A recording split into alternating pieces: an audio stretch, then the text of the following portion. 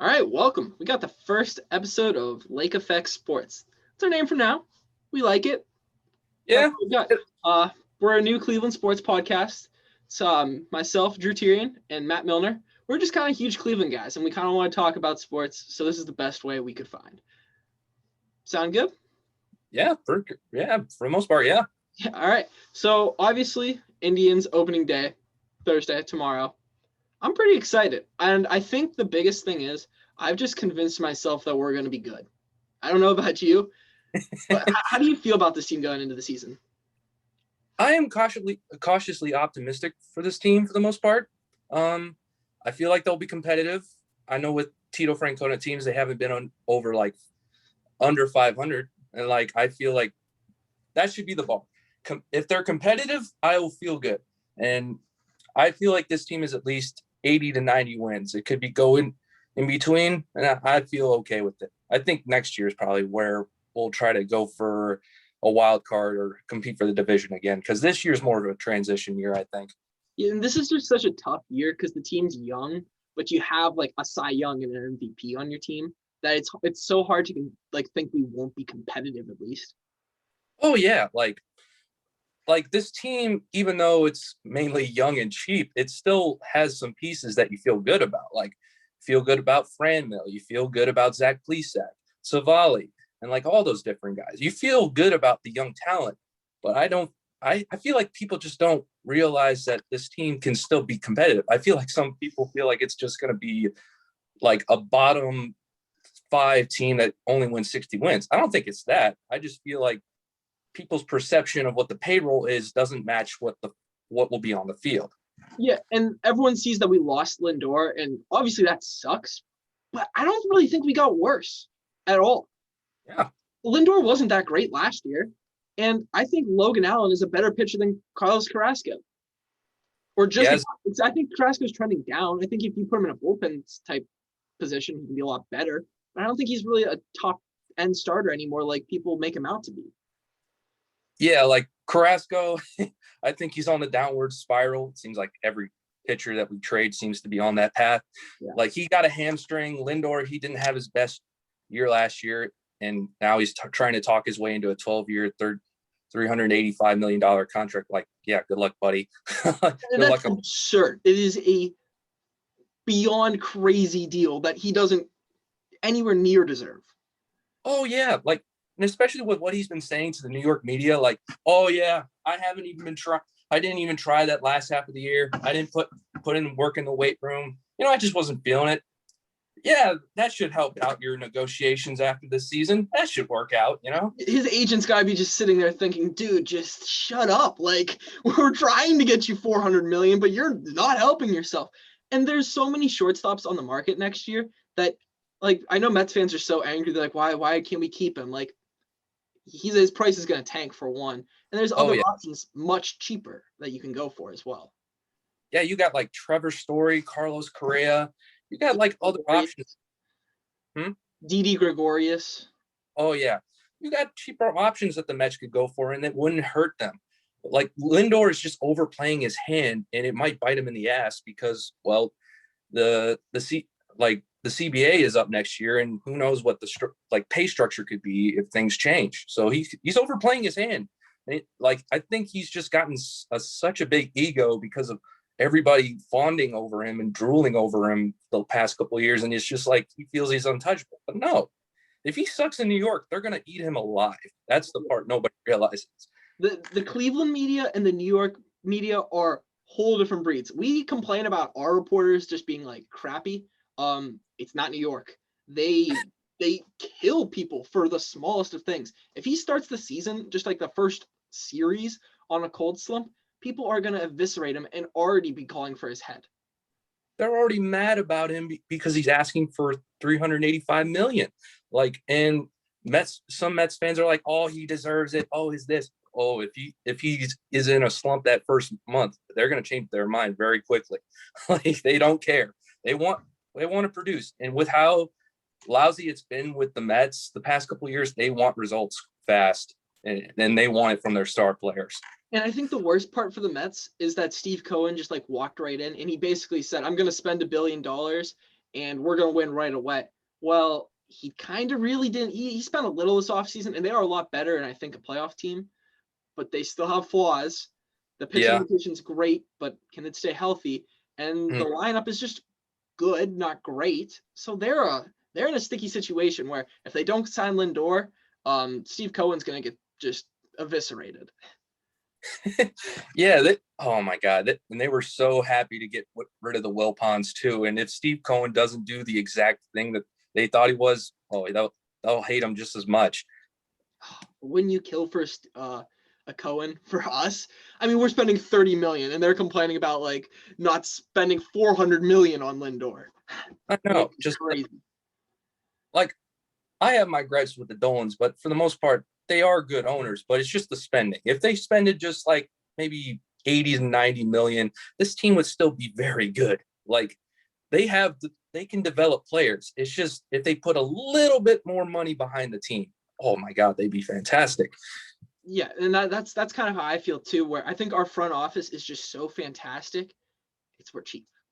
So they're doing the best that they can. And it'd be crazy to see how this front office would be like if they had a New York or an LA budget. Would they just be would we be an elite team then year in, year out? Because they find the guys. Oh yeah. Like if they had the budget of like an LA or a New York and they could just spend at will, like it would be fantastic. But of course it's like the duality of the small market club and the big market club. It's just like we're playing on different fields, and it's just like if we had a little bit of an even playing field, it would be a lot better situation, I feel, for fans, just from a perspective situation. Yeah, and that's what it almost feels like a different sport at times, where we can't compete with other teams. We just don't have the money. And I think you have to put at least, like I was talking about this earlier with my roommate, 100 million. I think that's like, to be a World Series contender, you got to put at least 100 million in. That means you have like one big contract and you have other role players. We're not even willing to sign those guys right now, and that's what makes it tough. Yeah, like that with what the pandemic has done, it's probably a bit like destroy their finances right now, and so they're just trying to like at least get it back to a normal state. Like from what I know, they're still not like MLB is kind of like they haven't done the like revenue sharing right now, like what they usually do, and so that's probably put a damper in whatever finances the team has had in the past.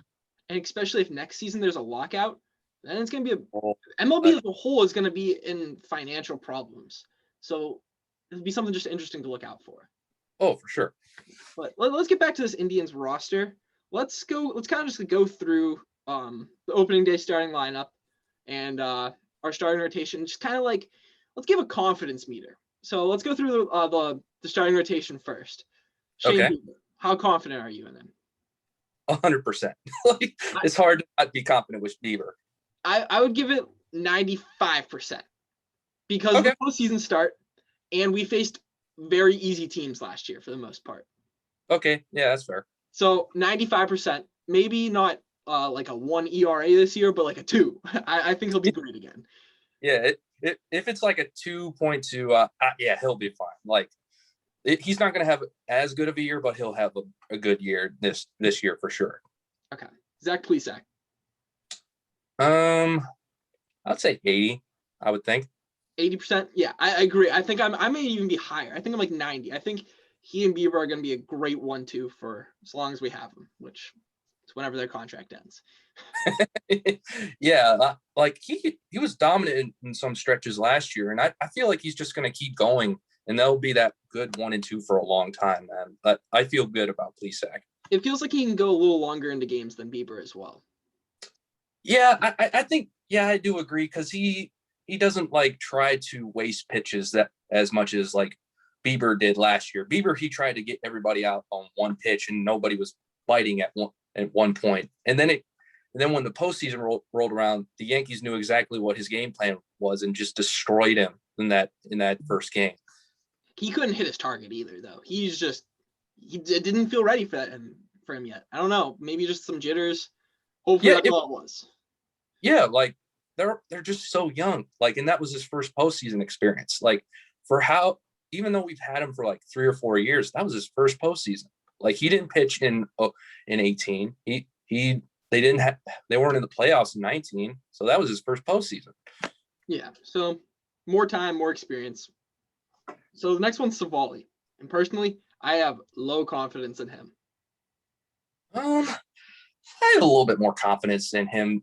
Like he's probably perfect where he is as the third starter. Like I feel like he's going to be around 12 to 13 wins. I say like 12 wins, 3.30 ERA. I would say like decent strikeout to walk ratio. I feel good about him for the most part. People were just getting such hard hit contact off him last year, where that 4+ ERA could happen again, and that's why I get a little nervous. Yeah, and I have more confidence just because he had improved his mechanics to where they're more repeatable. Like so I feel a lot more confident this year he'll be successful. All right, so Logan Allen. So now we got our two true risk guys of Logan Allen and Triston McKenzie. Oof. I would say maybe 70. I like that, and I'd put myself maybe above. I love Logan Allen. He looked phenomenal in spring training. All the metrics back it up. I just like seeing a left-hander in our rotation for once too. I had to look this up because what was the last time the Indians had a left-hander? The last guy we had was TJ House. You remember TJ House? I thought it was gonna be him, or like Zach Meisel said something about like Scott Kazmir maybe too. Scott Kazmir. He was okay. He was never terrible. I remember, like we brought him in as like a reclamation project and we saved his career. I remember that too. Well, we got him another contract and then he stunk after he left. I swear there's no pitcher that can leave Cleveland and be half decent. I don't know what it is, other than maybe like CC Sabathia, Cliff Lee for a year. Oh yeah. Like whatever they do, whatever pixie dust they put under these pitchers, it just somehow works. They get enough out of them, and then as soon as they're gone, it's just not as good when they leave. It's crazy. And then of course there's Bauer, but there might be something else that made him a little better, Oh, the Pines are. So I don't know with him. Maybe we'll see how he is in LA too. True. But he won the Cy Young, so who knows? Yeah, he was amazing. It lights out last year. Okay, how do you feel about McKenzie? He didn't put any weight on his frame. He's got to. I don't think he can stay healthy. He's just a walking injury at this point in his career. Yeah, I can understand the concern with his frame, how tall he is. I'll put him at around like a 55 to 60 in terms of confidence. But I still feel with what their plan is, they're going to try to piggyback like with Logan Allen and Cal Quantrill, backload his innings to where he'll slowly build his arm up in his body to where eventually he'll be good for the rest of the year. So I'll put it around a 55 and 60 at this point. I'm very interested to see what they do with him because I don't think he can be an every 5 days guy at this point in his career. At least for right now. Probably later in the summer, you'll see him more every fifth. But for right now, they're going to baby him as much as possible, which I totally get because last year he lost his like 4 or 5 miles an hour off his fastball, and it just looked like he hadn't pitched in 2 years, which was at that point true. Yeah, he just didn't have that endurance. That's just the one thing that I'm looking for is if he builds that endurance up, I think he'll be fine. It's just like that's just what we got to get to this point. Yeah, so that's the rotation, and then for me, the bullpen I think is going to be amazing. Oh yeah, dude! Like the back three. Dude, this bullpen hasn't had fire like ballers like this in a very long time. Like, and I've been screaming about this too because like if you have a bullpen where you have 2 guys like Clase and Karinchak, you can go through any lineup. It doesn't matter because you that margin of error is just that high with those guys. And then you also got Whitgren too, who's just Mr. Consistent, Oliver Perez, things like that, where there's other guys where if say Klaus and Karinchak are just having rough like periods of time during the season, you got 4 or 5 other guys to pick them up. And with guys like McKenzie, who I don't think you'll see much past the 5th inning ever early in the season. Mm-hmm. We can extend games with this bullpen. Oh yeah. I had 2 disappointments of guys not making the roster. Anthony Ghost was one of them. Mm-hmm. Or however you say his name. Yeah, Ghost was one. 100 out of the pen, and he looked so great during spring. Couldn't keep him on the roster. I mean, he is on the taxi squad, so I mean, he's at least there. And who knows? He might get rid of your favorite guy, Brian Shaw. I despise Brian Shaw with the most hatred, this straight vitriol. I've never liked that guy. I know he's great at points, but his high leverage situations, he is worthless. I mean, it's a 4.5 plus ERA in high leverage situations. You can't put him in a close game. Maybe you're up 3-4 runs, then you can throw him in there. But in a close game, there's no reason to put him out there. And I know Tito is probably going to pitch him 2 million innings again this year just because he's so happy to see his workhorse back. Yeah, I don't see that at all. I think he'll probably be more of a middle reliever, like 5th, 6th inning guy, because he has like Clase and Karinchak, like in Whitgren, and he's already said that they're going to be sharing the like closer role to see who's going to stick, like who's going to like go 7, 8, and 9. So I think it'll be more like if, say, an issue arises in the 4th inning, he'll come in and clean it up, and that'll be it. Because he's not that guy anymore. Like, he's not the guy that's going to be leading the league in appearances again, like he did from 14 to 17. That's just not going to be him. Like, but Tito's still in love with him. My Indians beat writer Zach Meisel, he was just like talking how he had to earn his spot back, and he thinks he did, and he's ready to use him again. That just scares me. That's all. No, I got you. All right. So the lineup. First base is a mess. Okay. Yu Chang, he's got the opening day start. Against lefty. I don't like Jake Bauers making the roster. I don't think he earned it. Yeah, if say that he wasn't out of options, he probably wouldn't be like starting opening day. But since he's out of options, they have to like see what they got in him. It was destined to happen. That they've been saying it for weeks that it was probably going to be that situation. I mean, I don't really care about Jake Bauers. I'm probably ready to see Bobby Bradley like when he comes up in a month and a half. Like that just seems like inevitable at this point. And that's what I think you needed to do. I mean, Bobby Bradley might not be anything, but let's see it. Let's see if he's not. Maybe he is. He's got the power to be good, and I think we should at least give it a run. And I don't mind Yu Chang playing first as much as Bauers, because I think Yu Chang should be on this roster. I'm just not sure where. So seeing him out there, I don't mind. Yeah, like I like that he's at least in a utility spot. Like he can like go all around the field if necessary. And from what we've seen in spring training's past, he has a decent amount of pop. He can hit the ball pretty well. So I mean, I like that he's on the roster, and they at least feel like he can hit lefties and keep the Bauers at bats as low as possible. Yeah, because I don't know if you always think this too. We struggle at the start of every season. So It's always a grind through these first 2 cold months of the year. And once we get into summer, it feels like we always get it rolling. So if we can stick around that 500 mark before we call up our guys, I think we should be okay. I hope. Yeah, but yeah, as long as their heads above water for like 2 months, they'll be fine. But it's just like, how are you going to generate these runs? That's just my question. Like, I think that's everybody's question with this lineup. Yeah.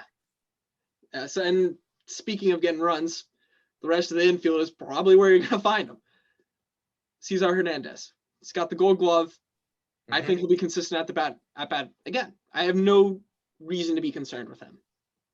Oh yeah, he'll probably be our most steady bat. Like he was that last year, he'll be that this year. No problem at all. Like where Jose is going to be our best bat, hopefully, as long as he doesn't slump again. I think he figured it out. He got his launch angle, everything, all that stuff figured out. Oh yeah. I'm very confident in him to be good again, but he slumps. It's just that type of player he is. Cesar, I think, is going to be, he'll have hotter streaks and colder streaks, but just steady at the start of the order. yeah, his peaks and valleys are definitely more consistent. While with Jose, his peaks are so high and sometimes his valleys are so low. It just that's just what he is. So I like those two positions. And Mhm. for the rest of the infield, I'm less confident, obviously. What's your thoughts at shortstop? Andres Jimenez, I like him. I think he'll be like he'll defensively they'll probably be the same, very similar to Lindor, and then hitting wise, I mean he showed a little bit when he was in New York, so I feel like he'll be at least a decent bat, like in the bottom of the order. So catcher, I don't know if you feel this way too, because I really just love Roberto Perez, and I understand he is such a black hole in whatever spot in the order you put him. But I'm not going to stand for any Roberto Perez slander. He's a great. He makes our pitchers significantly better with his elite. Oh yeah, treatment. And you just have to suck up his at bats, and when he hits a home run, you get to be excited for a couple minutes. that's how you gotta set your expectations with Roberto. I don't think you're gonna get 2019 Roberto, but like 220, maybe 20 home runs, Roberto will definitely do plenty enough. And you're getting Gold Glove defense, and that's all Tito has ever wanted with the catching position anyway, and that's what he wants. Yeah. So if he hit 220, which is a tall task for him anyways, I would be very happy. Oh yeah. So that rounds up the infield. Outfield, who knows? Let's start with the one position that we think we know, Eddie Rosario in left, right? Eddie Rosario will definitely be your best outfielder, which isn't saying much. Like he'll give you probably 20 to 30 bombs, 80 RBIs, I would think. And that'll be your outfield production. It probably will be. So I agree. I really like Eddie Rosario. What a just shocking signing, anyways. I was like, where are we competing now? Like, what was that? I was just shocked. Center field. So Rosario didn't get the nod for center field. We gave it to Luplow. Always mess it up. Lucio, my man. He had a rough last season, and I really liked him in 2019. So what are we getting with him? What do you think? With Luplow, you're gonna get like he's gonna crush lefties. I think that'll come back. Like I saw a stat where like in the last 8 weeks he started to be Jordan Luplow against lefties. That's probably what you'll expect. Ben Gamel, I have no idea, but I mean he shotgunned Monster one time in the dugout. That was pretty cool.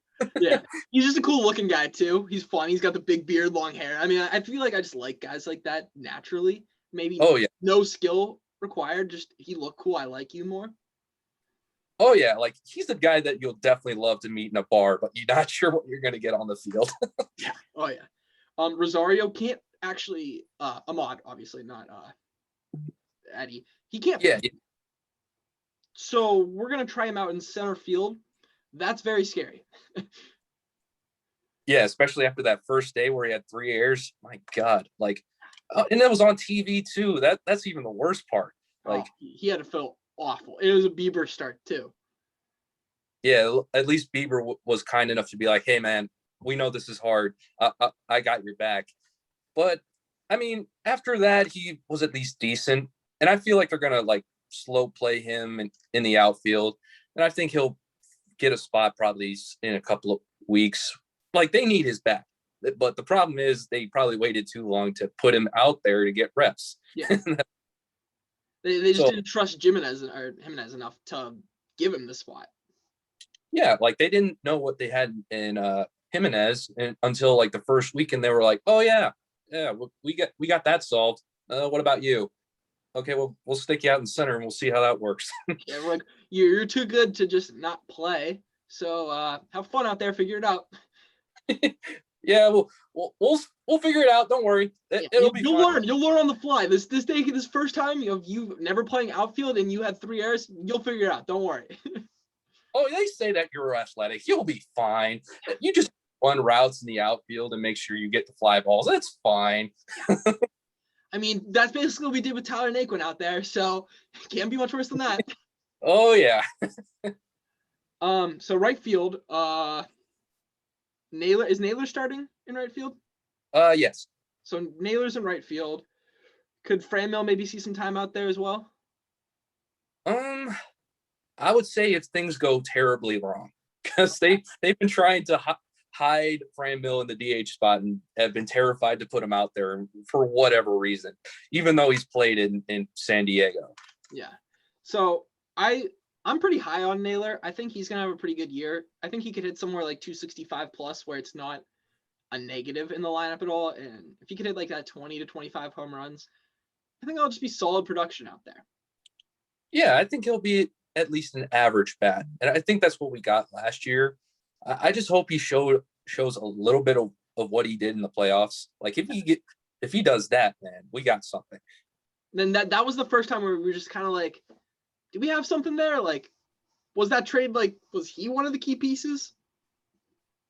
Yeah, because like when he came here, nobody really understood the trade, and until like the last week, we kind of saw what Josh Naylor could be. So it's like, you know what? Maybe we do have something with him. So I hope that's the case. Yeah, I definitely agree there. And then Franmil. Franmil's gonna probably hit 40 bombs and people are gonna just love him. Like I feel like people have been waiting for that ever since he got traded here, but because of like the weird season, he wasn't able to do that. But he'll definitely have his coming out party this year. I bet I'm putting money down on that. Yeah, I can get behind that, especially with the weight loss this offseason. Just seems better, seems healthier and ready to go. Mm-hmm. Let's just see it. He's got to just prove it now. This is the year where it's the prove it year. You had all offseason to kind of get in shape, be ready to go. Let's see it. That's how I feel with him. Definitely. All right, so that's kind of our Indians. Opening day. Let's just do opening day predictions. What's your score prediction? Facing Matt Boyd. Matt Boyd. Oof. I'll give it like a 5-1 victory. Matt Boyd sucks. I agree, and that's exactly what. I know our bats can't hit early in the year. I know this team has a lot of negativity around it. I think we come out strong. Nice little 6-2 win. Bieber goes 7 innings, 1 run, and we get a good win to start the season. And I think we do this. Positive about the first day of the year. We'll probably be back again next week recording. You're exceedingly more optimistic than me on most things with sports.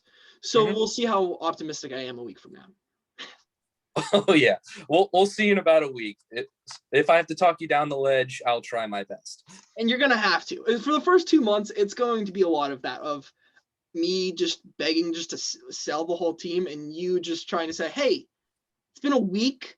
We play 162 games, so." Yeah, we got like 156 more games to go, man. We got a long time before we have to like panic. Yeah, but so that's our Indians predictions. Let's go on to the Cavs. A lot more somber tone. Oh God.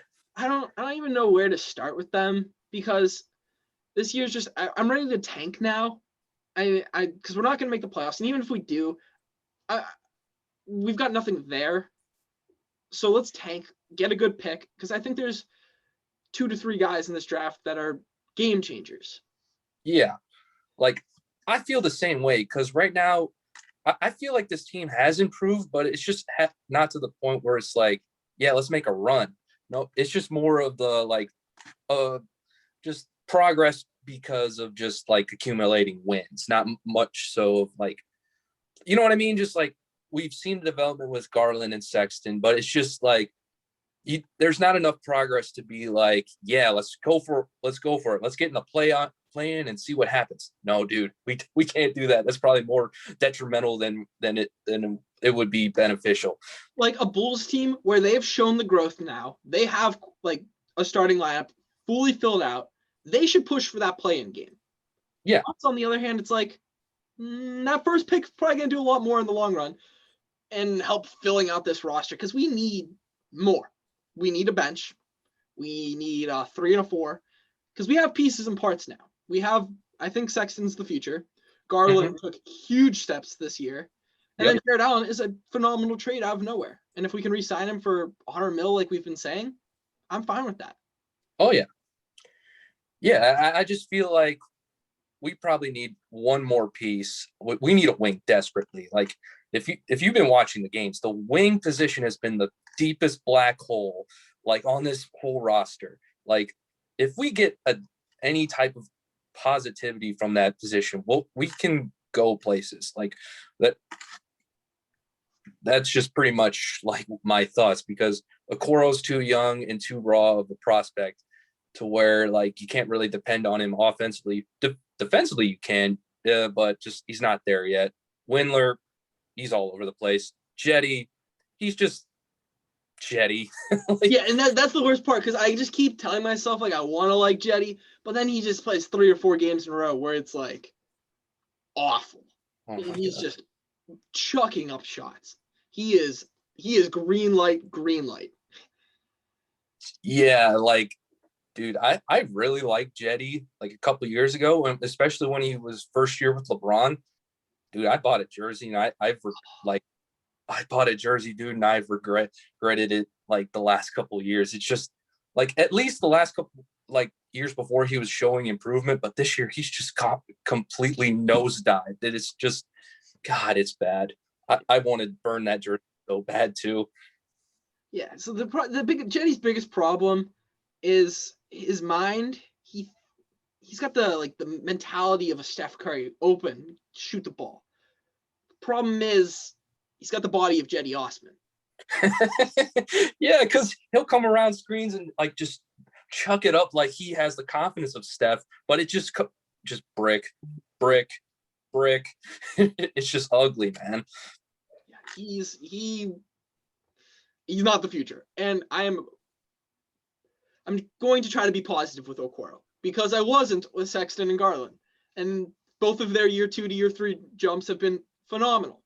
So Okoro is terrible offensively. He's got to figure that out this offseason. Mm-hmm. Defensively, he's not even a plus defender, which is a big problem, but he's been guarding teams number 1s all year and doing a decent job. Yeah, he's probably a good job. Yeah, he's done a really good job as being that guy that guards the main scorer. Like for a guy that's 19, he's done a hell of a job. But you're right. Offensively, you need more out of him. And I hope with the offseason, he'll at least get more skilled, because I think he has the strength to be a good finisher and slasher, like, and occasionally hit a 3. Like I feel like he can at least give you 12 points, potential wise. I think just the biggest thing with Okoro with me is that pick just feels terrible, where it didn't feel like it fit this team. You're already so undersized up front with Sexton and Garland's actually a decent defender. I'm going to defend him a little. Sexton is a horrible defender. He can't keep someone in front of him. He tries hard. He is not good at it. That's true. At least with Garland, he has active hands and he'll get steals and start the break. Sexton, he tries his best, and that's all he can do at this point. Like that's all he's got. He will never be a plus defender. And I think his offense is going to keep going and going and going, where he's going to be an all-star. He's just never going to be a plus defender, though. Oh yeah. Like, and that's the thing. Like you got 2 small guards, and with Okoro, like, sure, he's a great defender, but that if you're only providing that, like they're just going to sag off him and just go after Garland and Sexton. And like right now, we just need more out of the wing position, and that's what I'm hoping for with the draft is we get like a Jalen Green, that's Jonathan, exactly what I wanted, or a Cade Cunningham who could be like a bigger point guard who can play that wing. Like that's the guys I want right now. Mm-hmm. And my only other guy that I really like, I love Kispert. Man, that dude can shoot it. Yeah. I know we can get him later, and I feel like if we could trade back to get him and pick up maybe 1 or 2 future picks with it, I would love to get a Kispert, because that guy maybe doesn't have as high of a ceiling as Jalen Green, of course. I think Jalen Green could be an elite NBA player. Yeah. But when you've got Kispert, that's a guy that's going to score 10 to 15 through his entire career. Once he gets into the league, he's a shooter. He's going to just be able to shoot the ball. Yeah, and that's kind of what we need, is just that scoring. And like if he is the starter and you have Okoro as your bench, like wing, who can come in for defense and be an energy guy, kind of like Lamar Stevens, dude, I would love that setup. Yeah, so that's kind of where we're at with the Cavs. A lot of holes, really need to expand on the bench, but they showed signs of improvement so far. I don't know how much we'll talk about the Cavs right now for Oh the yeah, year because it's just we'll tough. we'll probably talk about them on occasion because it's like it's still like very, very just like meh at this point. Can't really talk much about them. Just in the very beginning still of this rebuild, unfortunately. Yep, you're only 3 years in. Hopefully, like next year and the year after, we'll be in better places. But At least, hopefully, next year we're competing. That's all I want.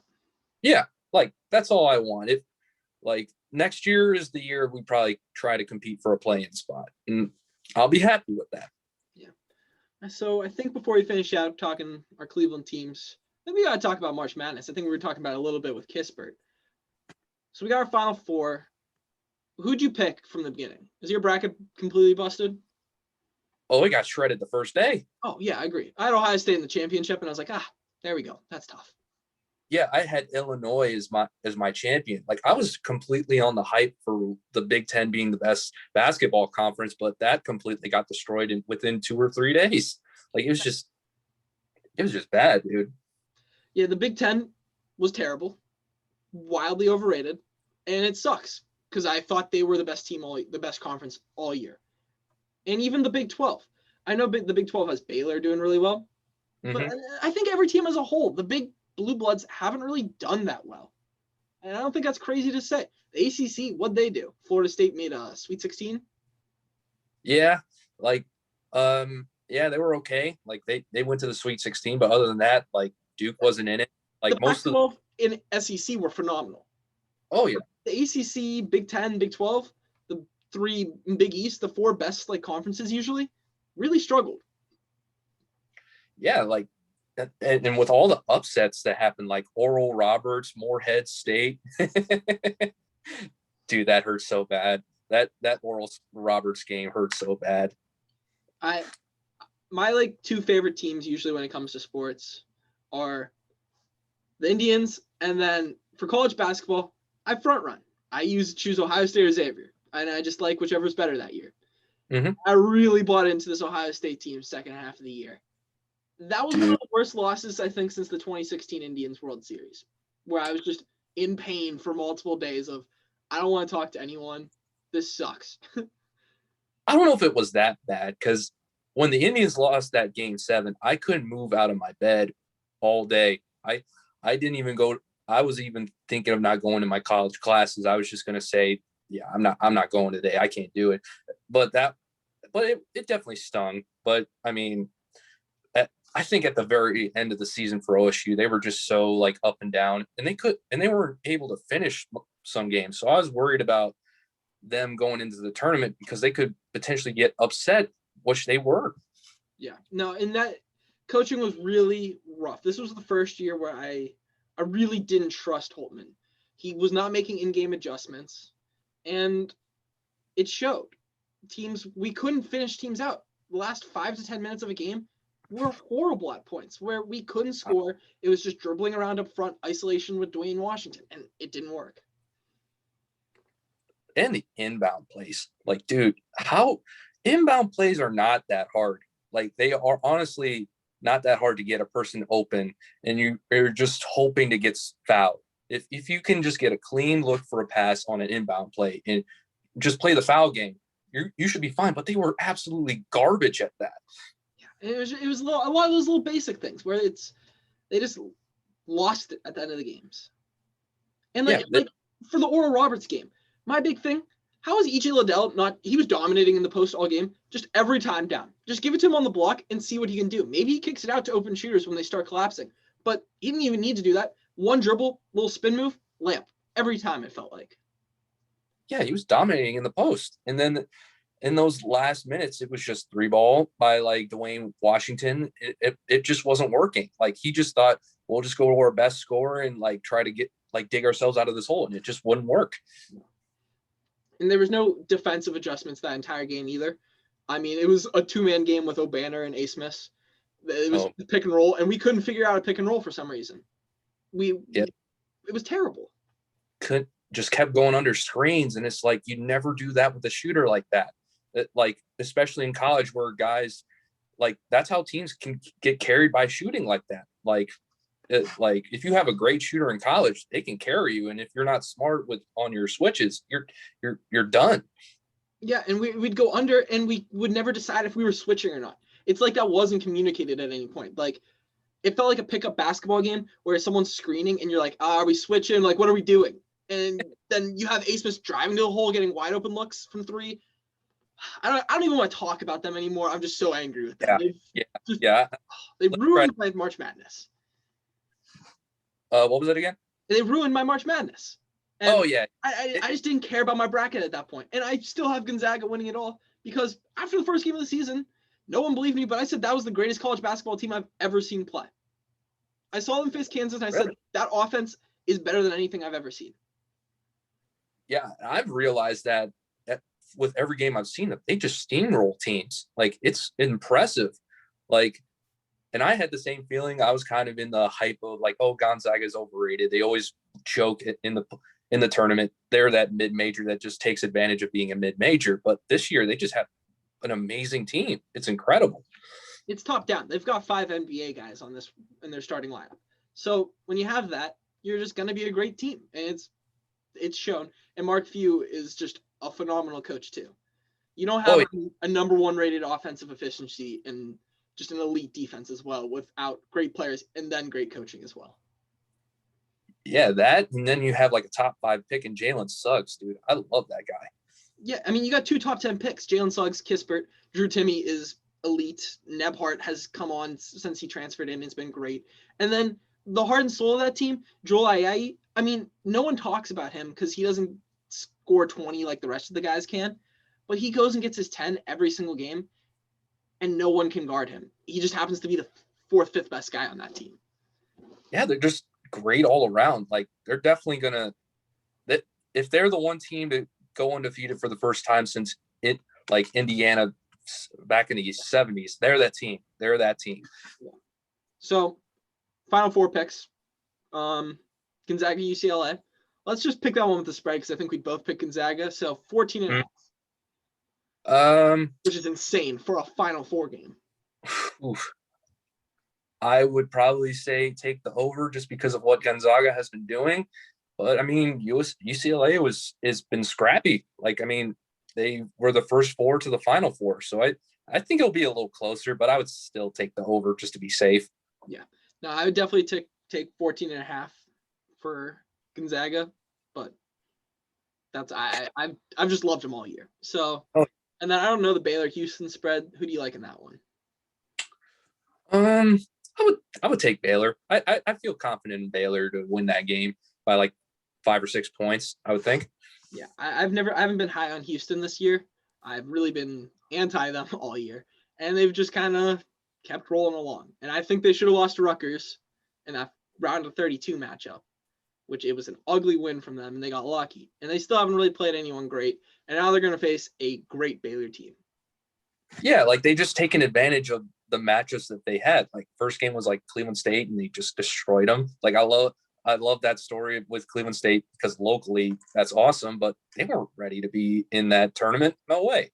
But yeah, the rest of the way, they've just been taking advantage of every matchup and gotten to this point. Mm-hmm. Like, so I'll take Baylor. I agree, definitely. So, got one more thing to talk about. A little back to Cleveland sports, the Browns.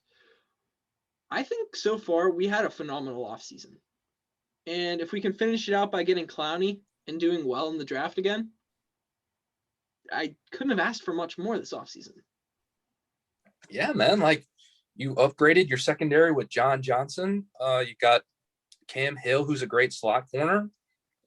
And you got like Tack McKinley. Like, I love this free agency class that we brought in. Like, it's fantastic.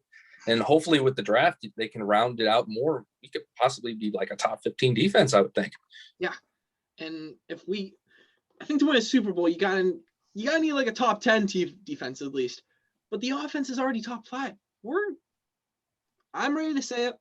It's Super Bowl or bust this year. Super Bowl! Super Browns! Yeah! I agree, dude. I'm ready to say it. I think last year wasn't. I was so happy with what happened. I'm obviously not happy we lost to the Chiefs, and we had a chance to beat the Chiefs. Like, don't get it twisted. But now it's Super Bowl or bust, because you showed you can win in the playoffs and then compete against the best in our conference, whatever it's called in NFL, where it's Super Bowl or bust, and that's all it is. I'm ready to get my heart broken with the Browns. That's what I'm gonna say. I'm ready to get my heart broken too, man. I'm definitely excited. This is what 2019 should feel like, but except this one's real. Like you're gonna see some rabid ass fans when they get back into the stadium. That first week, oh my God, it's gonna be complete bananas. And that's the one thing I'm nervous about. I'm ready to get my heart broken with this Browns team, and I've never done that before. I'm ready. But that's the thing. They're going to break my heart. I just don't know how. Is it going to be an early season? Is it going to be injuries? Is it going to be the team just falling apart because it's the Browns? Or are we actually going to make a run and then I'm going to have hope and we lose? So well, I don't know what it is with this team. Or can we actually be good for once and win something? I mean, if you set your expectations like reasonable, just I would say set it to the playoffs. Then just when you get there, just be like, okay, we'll see what happens. And anything can happen in the postseason. If you're the hottest team, you can get to the Super Bowl. Like the best teams not usually like are always the team to win the Super Bowl. It's usually the hottest team. And like I feel confident when things are clicking that we'll be one of those teams. It's like we're too good and we have too good of a coach to not feel that way. Yeah. And that's exactly what it is. The organizational structure for once is just perfect. We don't have many like holes in this team anymore. We got a lot of them covered in the offseason for defense. The offense, I mean, what, a receiver would be nice at this point? Another consistent number one guy, a slot even. But even that has been filled by like a Donovan Peoples-Jones. And if Odell's healthy and ready to go, the receiver spot should be good. Tight end's good. Quarterback, we just need Baker to be top 15, top 10. We don't need him to be the best in the league. And then you have the best running back tandem in the league. And I'm willing to, they are the best running back tandem in the league. If the defense can do enough, it's Super Bowl or bust. That's all I feel with this team. Yeah, like our offense, like we're so versatile with all the weapons that we have. We can go to like the tight end position if we feel like it. We can throw deep shots to Odell. Like we can run it with Chubb and Hunt. Like I have no like problem where we'll be able to like win games just on the offense alone. It's just the defense just has to be good enough. Like kind of how the Chiefs have been. Their defense is just good enough to where like they'll win games and they don't have to worry about the defense. They're just good enough. And if that's the case, I will be ecstatic. Yeah, where their defense makes like they get the picks when they need it, things like that. Our defense just doesn't do that yet. They did it against the Steelers, and that's for 2 quarters, really. But they just need to take another step. And I think the offense does too, because they struggled against the Chiefs defense.